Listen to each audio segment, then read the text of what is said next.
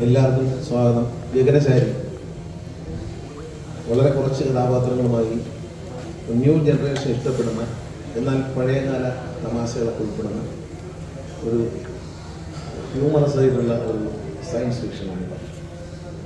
കണ്ടിട്ടുള്ളവർക്കറിയാം, നമ്മളൊരു 2050 അതിനപ്പുറത്തേക്കും കേരളം എങ്ങനെയാകും, നമ്മൾ പാരിസ്ഥിതിയോടും കാണിക്കുന്ന പ്രശ്നങ്ങൾ, സമൂഹത്തിൻ്റെ പലതരത്തിലുള്ള സ്വഭാവങ്ങളൊക്കെ വെച്ചുകൊണ്ട് നമ്മളിങ്ങനെ ഒരു ലോകത്തായിരിക്കും ഒരു പക്ഷേ ജീവിക്കുന്നതെന്ന് അത് തോന്നിയിട്ടുണ്ട്. എനിക്ക് എൻ്റെ അടുത്താണ് ഈ കഥ ആദ്യം പറയുന്നത്. ഞാനൊരു ദിവസം വീട്ടിലിരിക്കുമ്പോൾ ചന്തു എന്നെ വിളിച്ചിട്ട് പറഞ്ഞു, സാർ ഒരു കഥ പറയാനുണ്ട്, ഒന്ന് കേൾക്കുമെന്ന് ചോദിച്ചു. അപ്പോൾ കഥ കേട്ടപ്പോൾ എനിക്ക് ഭയങ്കര ഇഷ്ടപ്പെട്ടു. കഥ കേട്ടപ്പോൾ തന്നെ എനിക്ക് ഇഷ്ടപ്പെട്ടു. വളരെ മനോഹരമായി പറഞ്ഞു, വളരെ കോസ്റ്റ് കുറച്ച് ചെയ്യാം എന്നുള്ളത്. അപ്പോൾ ഞാനും പ്രൊഡ്യൂസർമാരൊക്കെ എന്നുള്ളത് തപ്പിക്കൊണ്ട് നടക്കുന്നത്. അങ്ങനെ ഇരിക്കുമ്പോഴാണ് അജിത്ത് വിനായക ഒരു ദിവസം എൻ്റെ വീട്ടിൽ വന്നു. അപ്പോൾ ഈ കഥ ഞാൻ അജിത്ത് വിനായക വേറെ പടം എടുക്കാൻ വേണ്ടി അഭിനയിക്കാൻ വേണ്ടി വിളിച്ചു.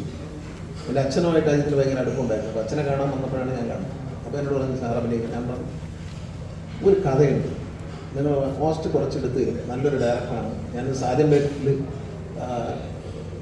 ചെന്തൂരിൽ അഭിനയിച്ചു. വളരെ കംഫർട്ടബിൾ ആയിട്ടുള്ളൊരു ഡയറക്ടറാണ്. വളരെ നമ്മളെ മനസ്സിലാക്കുന്ന, നമ്മുടെ മനസ്സിലിരിപ്പോൾ നമ്മുടെ പൊട്ടൻഷ്യൽ മനസ്സിലാക്കി നമ്മളെ യൂട്ടിലൈസ് ചെയ്യുന്നൊരു നല്ല സംവിധായകനായിട്ടാണ് ചെറുപ്പക്കാരനെ എനിക്ക് തോന്നിയിട്ടുള്ളത്. കാരണം ഒരുപാട് പടങ്ങളിൽ ഞാൻ അഭിനയിച്ചിട്ടുണ്ടെങ്കിലും നമ്മുടെ വീക്ക്നെസ്, നമുക്ക് എല്ലാ മനുഷ്യനും ഒരു നല്ല വശമുണ്ട്, നമ്മുടെ വീക്കായ വശം, അത് മനസ്സിലാക്കിക്കൊണ്ട് നമ്മുടെ ക്യാരക്ടറിനനുസരിച്ച് നമ്മളെ മോൾഡ് ചെയ്യാൻ ചന്ദൂര് നന്നായി കഴിയും. അത് സാധനം ബേക്കറിയിലെ അമ്മാച്ചനായിട്ട് ഞാൻ അഭിനയിച്ചിട്ടുണ്ട്. അജുവിൻ്റെയും ജയയുടെയും അമ്മാച്ചനായിട്ട് അത് ആ ഒരു ക്യാരക്ടർ ചെയ്യുന്നത് വളരെ കംഫർട്ടബിളാണ്. നമുക്കൊരു ടെൻഷനോ കാര്യങ്ങളൊന്നുമില്ല.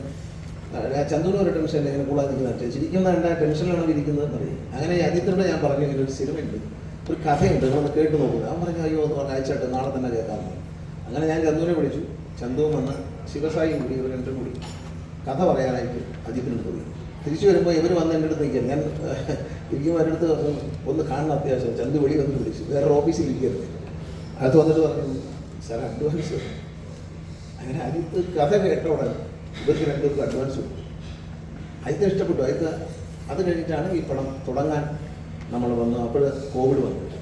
പക്ഷെ കോവിഡിൻ്റെ അവസാനം നേരെ ഷൂട്ട് ചെയ്തു. അതിന് ശേഷമാണ് ഞാൻ ഈ പടത്തിലെത്തി. നേരിൽ അഭിനയിച്ചതിന് ശേഷം നേരല്ല, പിന്നെ നമ്മുടെ ജിത്തുവിൻ്റെ തന്നെ അല്ല ദൃശ്യം 2 അത് കഴിഞ്ഞപ്പോൾ ഈ പടം വന്നു. ഇത് ഞങ്ങൾ ചെയ്തുകൊണ്ടിരിക്കുമ്പോൾ എനിക്ക് കോവിഡ് അടിച്ചു. ഇവർക്ക് കിട്ടുമെന്ന് വിചാരിച്ചു, പക്ഷെ കിട്ടിയില്ല. വേറെ ആരോട് കൊടുത്ത ഞാനവിടെ പോയിക്കുക. പിന്നീട് അത് കഴിഞ്ഞ് ഇലക്ഷൻ വന്നു. അതെല്ലാം കഴിഞ്ഞ് ഞങ്ങൾ ഷൂട്ട് ചെയ്തു. ഗ്യാപ്പിന് ശേഷം വീണ്ടും ഷൂട്ട് ചെയ്തു. പക്ഷെ ഒരു കുറഞ്ഞ സ്ഥലത്ത് വെച്ചിട്ട് വളരെ രസകരമായി. കാരണം നമുക്ക് ഈ ക്യാരവനിൽ പോയി ഇരിക്കാൻ തോന്നില്ല. ഗൂഗിളിലൊക്കെ ഇങ്ങനെ നമ്മളിങ്ങനെ തമാശയൊക്കെ പറഞ്ഞ് കളിക്കും.